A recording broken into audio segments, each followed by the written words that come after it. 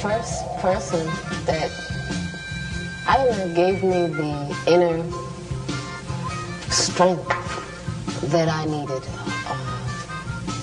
to overcome, or to be able to think about overcoming the tremendous odds that were against me, was my grandmother. She came from Wilmington, North Carolina, to see me at Yardville Prison. I was in that prison. I was put in a maximum security unit, in a cell with 2 guards in front of the cell 24 hours a day, and a cell between 2 gun towers that could train their guns directly on the cell. I was told that I was in the Yardville unit for women, even though I was the only woman, and they tried to keep me there for the rest of my life. My grandmother came to visit me there to tell me a dream. And she came with all of my family, and everybody was happy, and I'm like, what's happening with y'all? And this, no, she had a dream. And I was like, okay. And so my grandmother's dream was that she was dressing me, that she was in an old house that she lived in when she lived in New York still, and she was putting clothes on me. I said, is that the dream? She said, that's the dream. And I said, well, was I little or big? She said, no, you were big. So I said, oh my God, the only time people dress anybody when they're grown is when they're dead. And so she said, no, I know what you're thinking, no. What this dream means is that you are going to leave this prison. I don't know when, but it's going to be much less time than you've already spent here. And, I didn't understand the dream, to be honest. It didn't make any sense to me. What does this have and wearing clothes have to do with getting out of prison? But my grandmother has always had dreams, and her dreams have always come true. I don't know how my mother walked her trouble down. I don't know how my father stood his I don't know how my people survived slavery.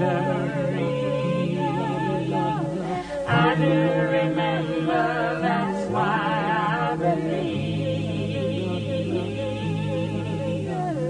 I don't know why the rivers overflow their banks. I don't know why the snow falls and covers the ground.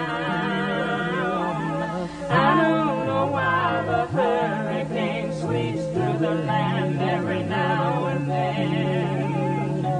Standing in a rainstorm, I believe.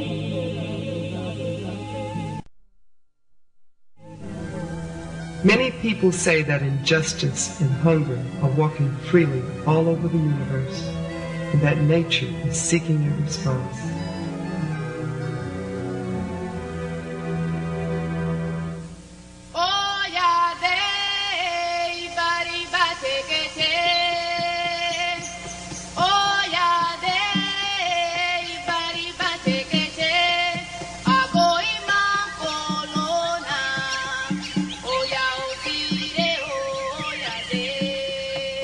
The moon and the sun once asked the earth, "Where are the women warriors?"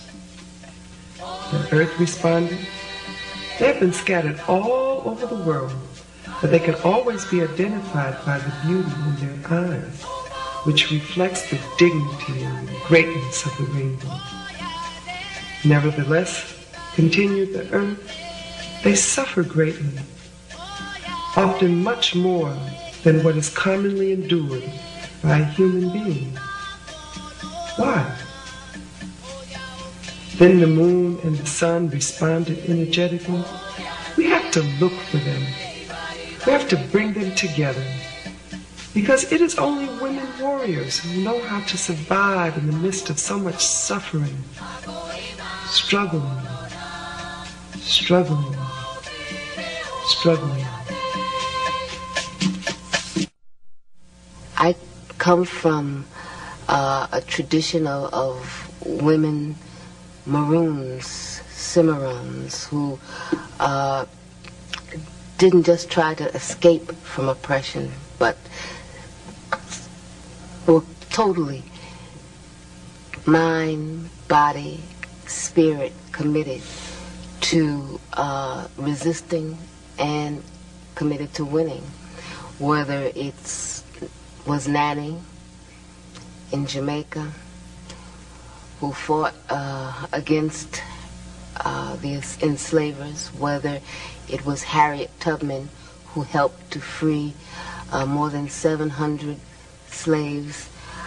I think I come from a very strong history, and I simply wanted to live on this planet and to continue that tradition and to try in my little way to make my ancestors proud.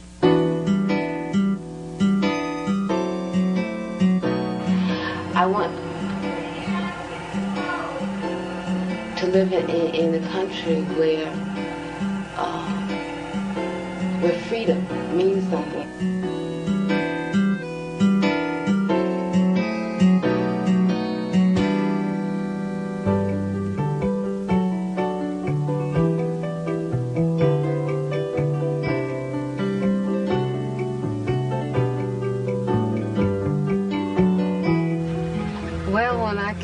Cuba, I really didn't know what to expect. I had these like crazy images, because even though I considered myself a socialist, I considered myself someone who really identified with the Cuban Revolution, I had been raised on a diet of anti-communism. And so I came here and I was like expecting, first of all, everybody to look like Fidel. I thought everybody was going to wear green fatigues and stuff. It was just like a crazy thing, and I thought people would be talking like the revolution.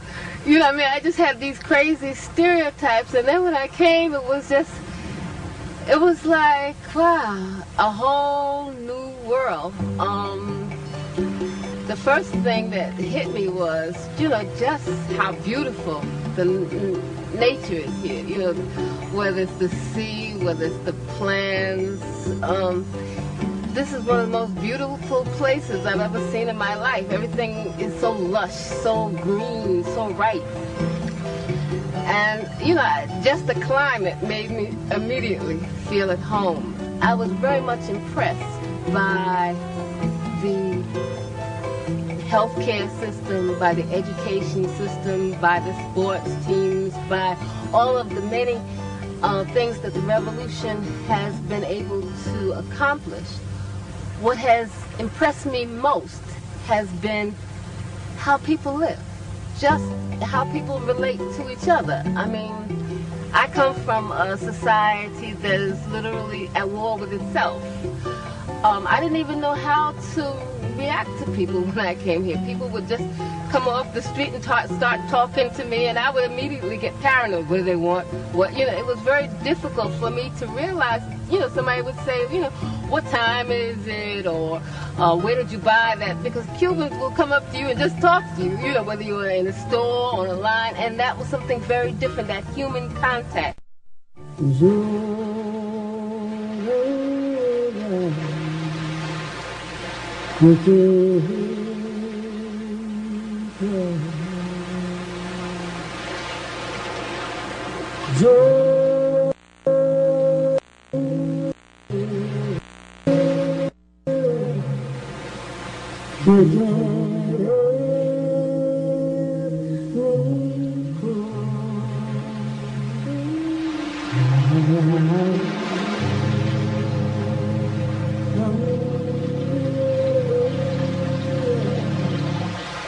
I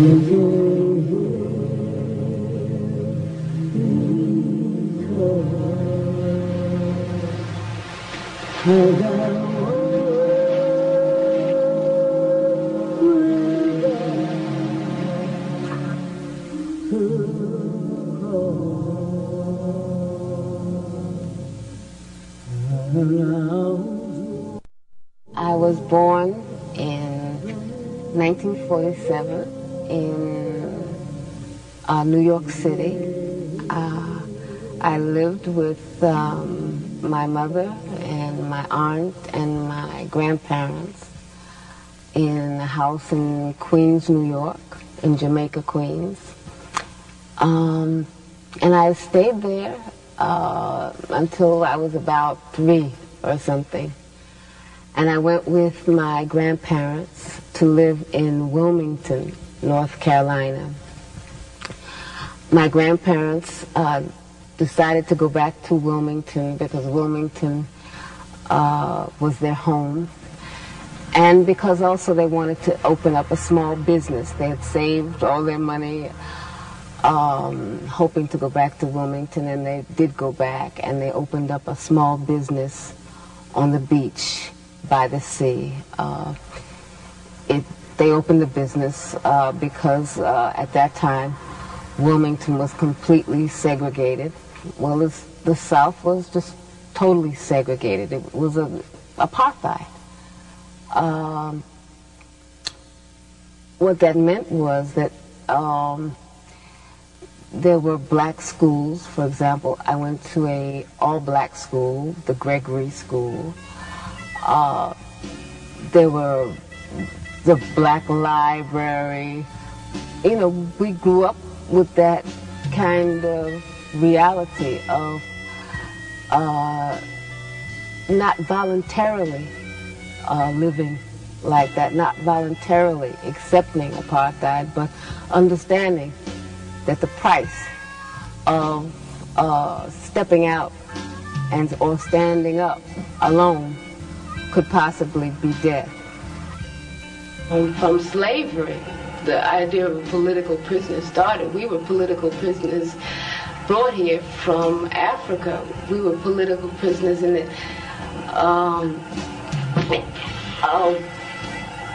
in order to keep colonialism fat, in order to keep the plantation owners that profited from our sweat and labors, we were kidnapped and brought here as prisoners, and our status hasn't changed, whether it's on the streets. We're prisoners of the ghettos in Harlem. We're prisoners in small tenements. We're prisoners of urine-smelling hallways. And I mean, I've always been a prisoner. I've never been free in my life. I don't know what freedom means. Sitting in this place on this plantation, you know, you think back to what those slaves had to deal with, and that probably the only beauty that they saw was the human beauty between them and the beauty of the sky and of the trees and of the grass. And I think that probably helped them to survive, to stay alive internally, spiritually. Growing up, you know, by the sea and seeing the beauty of this planet, it was hard not to really have a profound respect for this planet, for nature. My grandmother, she could not stand people throwing paper on the floor. I mean, she could not take that. That was a crime for her, because and then, you know, she would say, look at these grown people, you know, what's wrong with their hands? They can't hold the paper until they find a trash can, you know. I think that how we live in this earth is very much tied to how we think about nature. And so I think that it's important for African people and all people who appreciate living to make sure that our children and our grandchildren have a planet that is livable. And that means to make very serious changes in the order of the priorities and the politics that exist today.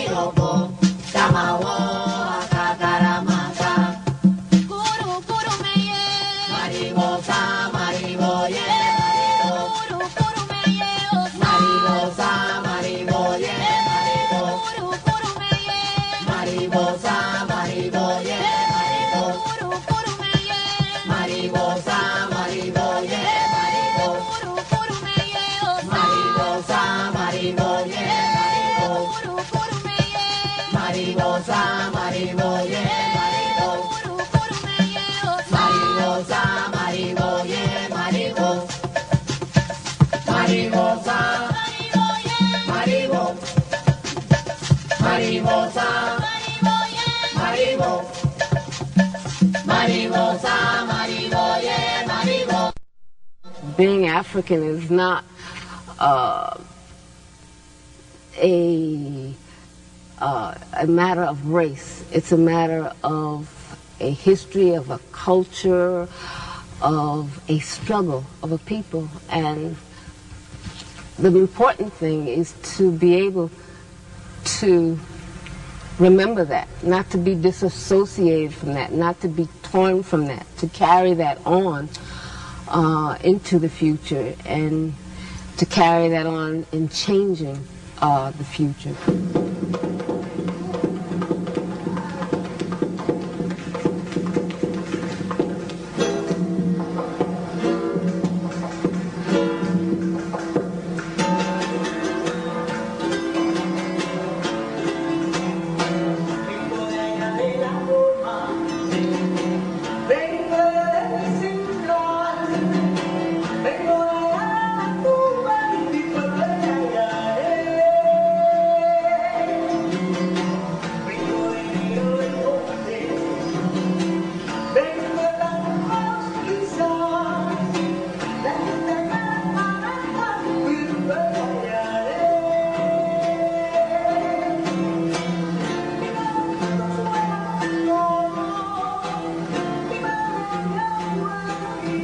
One of the most shocking things when I came to Cuba was just how African Cuba is. I mean, I didn't realize that there were this whole huge number of African people on this island. I had no idea, because the projection is very different, how you are taught to think about Cuba in the U.S. media. So I was really shocked. And then I began to be exposed to the culture, and the culture is so rich, whether it's in dance, whether it's music. It's so African. There's the rhythm, there's the drums, I began to be aware of just how much they had robbed us in the United States, because the slavery, the kind of slavery that existed here was terrible, and equally as terrible in the United States, but people were able to keep their religions, their gods, their piece of language. They were able to maintain dances, rituals that were directly from Africa. And for the first time in my life, I became acquainted with the Orishas, with Yemaya, Shango, Obatala, and I felt like, wow, I was reclaiming just another piece that was stolen from. Yagumagarere abaga erosi babagarere Yagumagarere alatariye erosi babagarere moro coro como temero modena que momo temaka moro coro como temero modena que momo temaka otani mamatara eroni mamarora lawe del oro seriki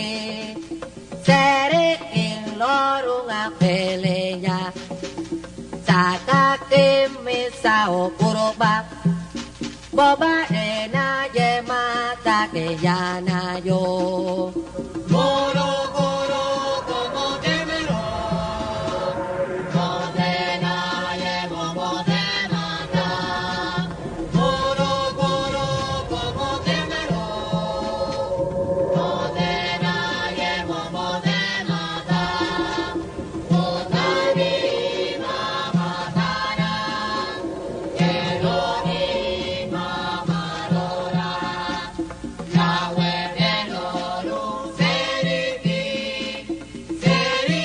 loru apeleya sakaki misa okuroba bobalena yemata ke yana eri omo yana The Black Panther Party came under the guns of the FBI, as did all of the Black Liberation Movement. It didn't matter what positions you took. It mattered that people related to those positions, that people understood what you were saying, that people supported you. And I think that when J. Edgar Hoover and those who control the United States government understood how many young people looked to the party for leadership, how many young people were inspired by the Black Panther Party, how many young people supported the activities of the Black Panther Party. And it was, people, just ordinary street people, working people, mothers, grandmothers who would come to the office and bring clothes, come to the office and make donations.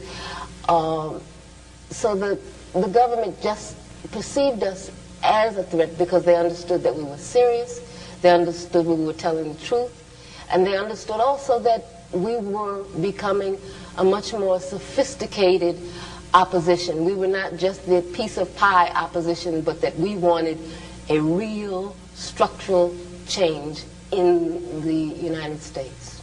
And so we took very clear positions. We opposed the United States government intervention in Vietnam. We opposed the blockade against Cuba and all of the other U.S. policies that were hostile to the Cuban Revolution.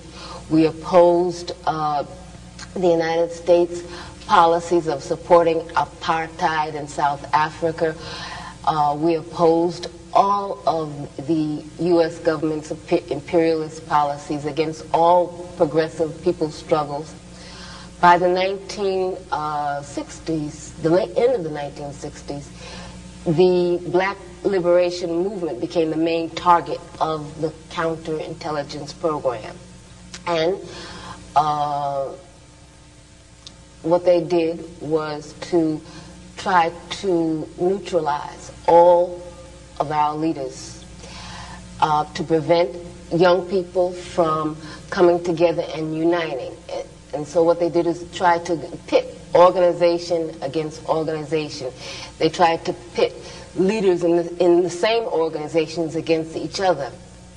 In New York, where I was, what they did was they arrested in, I think it was 1967, 1968, I'm not very clear on the date, or I don't remember it at this moment. They arrested on charges of conspiracy 21 of our most effective activists, of our most effective leaders. As a movement, have to concentrate a lot of our energies on trying to liberate our imprisoned comrades. Even though they were given bail, the bail was $100,000 apiece. And only a few of them we were able to bail out. I think that we cannot look at the Black Panther Party in the past. We cannot look at the Black Liberation Movement as something in the past. African people are still not free, and there are still many, many political prisoners in the United States. It is time for us to demand total, immediate amnesty for all political prisoners and prisoners of war. If we do not take ourselves seriously, if we do not take our movement seriously, then we will have to hang our heads in front of our ancestors. Baba Ochosi, ayelo da omolote. Ochosi, ayelo da omolote. Baba Ochosi, omayelo da omelote. Ochosi, ayelo da omolote. Wole wole, ote mata oke oke. Iwole, ote mata oke oke. Wole wole.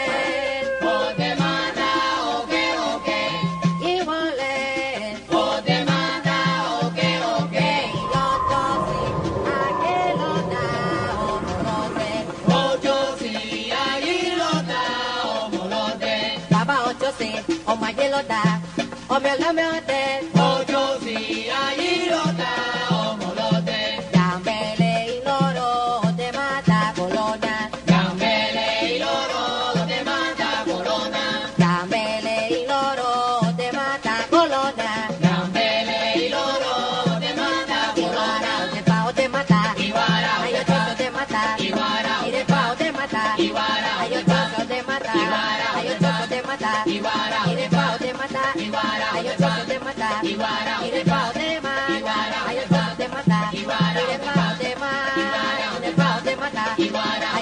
mata, Iwara. Where I was kept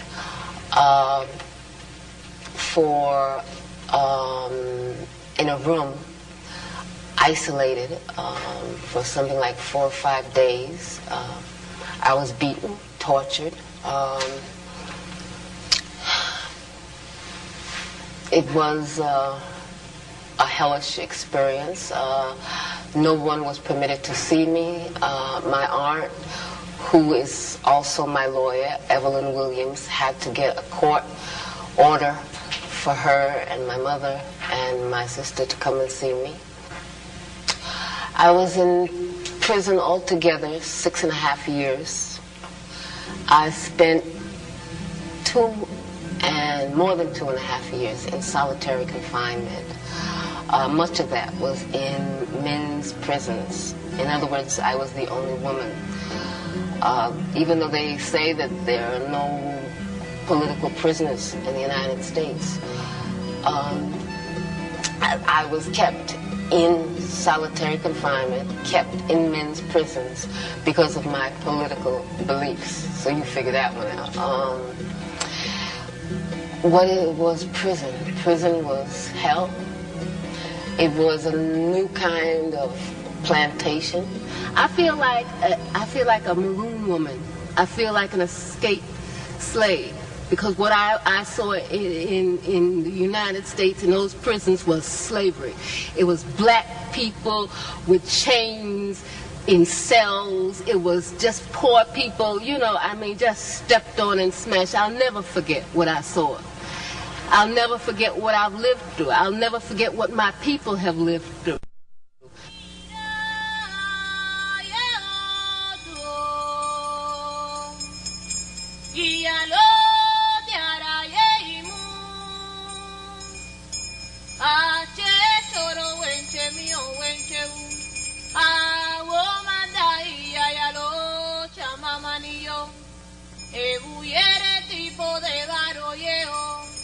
Irabona de cuna fue de piosu, movilori, movilora, poca pareche, a la mono yefa. We started to, I don't know, to feel tender toward each other. We started to feel an attraction, to feel like human beings again, I guess is the word for it. And the subject of sex came up, and we thought about it, and we talked about it. And it was really heavy. It was a heavy, heavy thing, because, you know, I didn't know how to feel. Because so much that was around us was like slavery, you know, I mean, it was like very clear they were out to wipe us out. And it was real. It wasn't any fantasy, wasn't any joke. They were out to take our heads. And, you know, I felt like a slave. I'm sure he must have felt just like a slave. And we said, well, how could we even think about bringing a child into this world? But then what other world is there to bring a child in? I mean, the world is a terrible place. And, you know, I thought about my mother, my grandmother, my great-great-great-grandmothers, and what they must have thought about as slaves, bringing life into this world. And, you know, we just decided that we were going to live, you know. We were going to live, we're going to struggle, and we're not going to kill our own hopes. We're not going to kill our own life. We're not going to kill our right to live. And so we just decided to be human beings, to be people. In spite of all the people that were trying to squash us down and all the forces that were trying to dehumanize us, we decided to be human.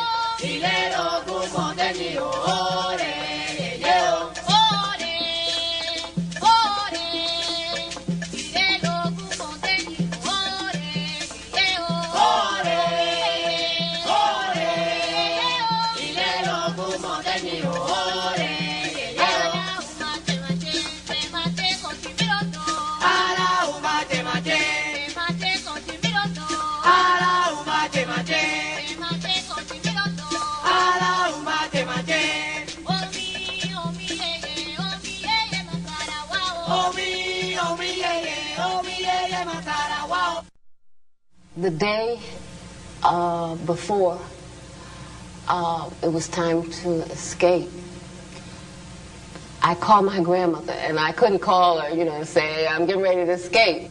And so she said, I want to tell you something. Are you listening to me?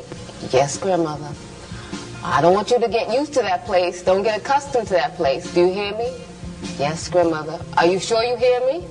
Yes, grandmother. I do not want you getting used to that place. Do you hear me? Yes, grandmother. And so when I hung up the phone, it was like a sign. It was like, you know, my grandmother knew. It was like everything was ready to go, and everything went fine.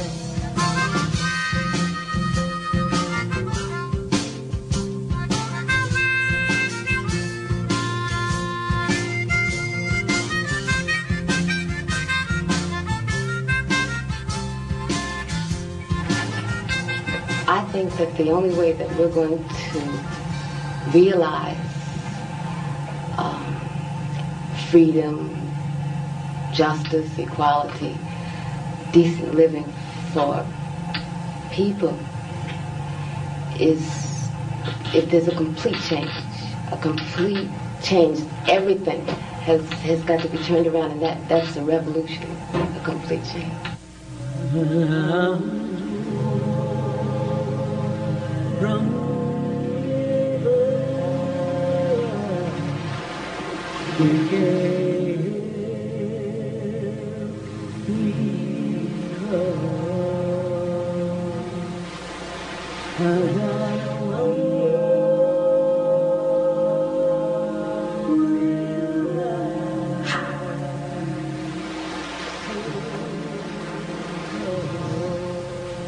Separation has been very hard on my family. I'm sure in other eras, I don't know, you know, after slavery, people went around looking for their family, looking for the marks that they put on their children. So I'm sure there's a lot about my family's separation and the pain that, I don't know, whether it's in the coast of Africa or the coast of some island in the Caribbean or in the United States. Separation is a real part of being African in the Americas, being slaves or ex-slaves. In my own case, prison has meant separation, exile has meant separation, and well, I'm going to be real right now because I can't be any other way. Today, my mother died. And I didn't know if I could do this, but since I didn't have anything else to do, and I figured this was the best homage I could pay to my mother, is to try to carry on her tradition, what she passed down to me, what my grandmother passed down to her, and what their foremothers passed down to them. I hope that I can live up to my mother's example, and I hope I can live up to my ancestors' expectation of me, because I really believe that I have a duty to all those who have come before me, to all those who lie at the bottom of the ocean, to all those who lost their lives, whether it's in the cane fields or the cotton fields or, you know, hanging off some tree, to continue this struggle and to continue to love and to continue to believe and to continue to try to be human. to be giving, to be loving.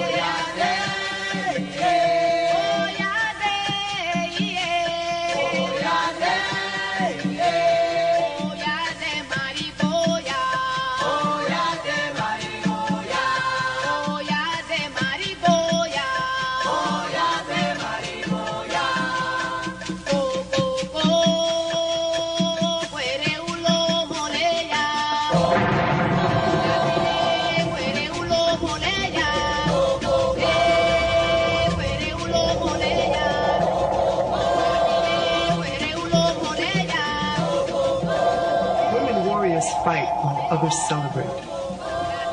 It is only they who see the dreadful colors of suffering. It is only they who perceive where the intense splendor of victory is to be found. Because warrior women are the eyes of the rainbow, the eyes of the rainbow, the eyes of the rainbow.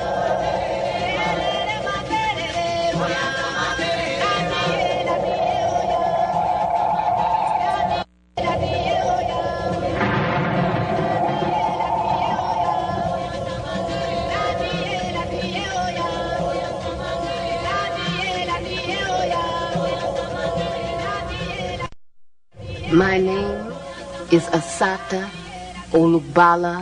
Shakur. Assata means she who struggles. Olugbala means for the people, and Shakur means the thankful. It is a name that I took to carry on the name of Zaid Malik Shakur in honor of his family and in honor of the forces of beauty and good on this earth, which I'm very grateful for. That is my name.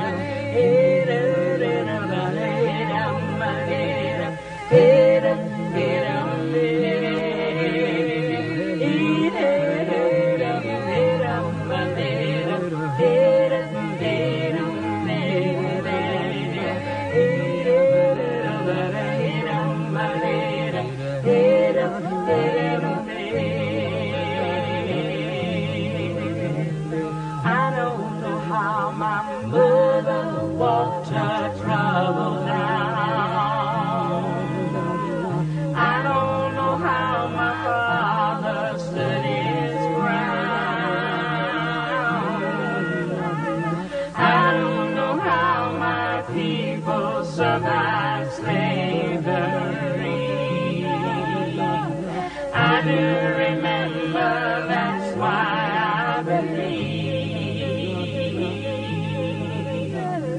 I don't know why the rivers overflow their banks. I don't know why the snow falls and covers the ground. I don't know why the hurricane sweeps through the land every now and then. Standing in a rainstorm, I believe. I don't know why the angels woke me up this morning too.